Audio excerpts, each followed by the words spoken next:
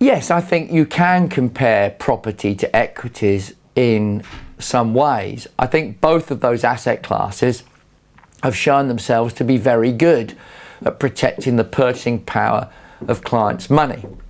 However, there are big differences, particularly with regard to liquidity. You know, if you're invested in big companies in developed markets, Europe, UK, US, Japan, etc., then generally you can trade those shares quite easily and with pretty small spreads. So liquidity is generally very good. If you put a lot of your money into bricks and mortar, it's not as easy to trade. But then again, in fairness, people only tend to put their money into bricks and mortar if they're looking at the very, very long term. Bricks and mortar delivers a good rent. If you're owning houses, then it varies depending on where the house is and the quality of the tenants you're getting, but it can be anything from sort of 3.5% up to 5.5%. What investors have to remember, however, is that on virtually all tenancies for residential property, the onus of repairs sits with the owner. The tenant doesn't have to make those repairs.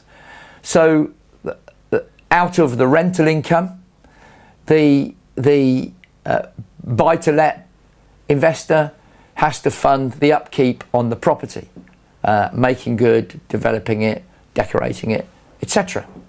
That's not true in the commercial sector, because generally the leases are on a fully repairing basis, and you can get some very good yields in that sector, 5, 6, 7, 8%. However, unless you've got 4 or 5 million kicking around, you're probably not going to get direct access to bricks and mortar investment. And if you've only got 5 million around, you like commercial property, and you buy one, that's a huge concentration into just a single asset. So I think that whilst you can get some good deals in property, it is also susceptible to changes in the economy, and the UK has got to get over some hurdles coming up, particularly the negotiations around Brexit, and it's nowhere near as liquid as equities. Give me a choice. As a long-term investor, I'd choose equities most of the time, and the reason is that commercial properties have to be occupied.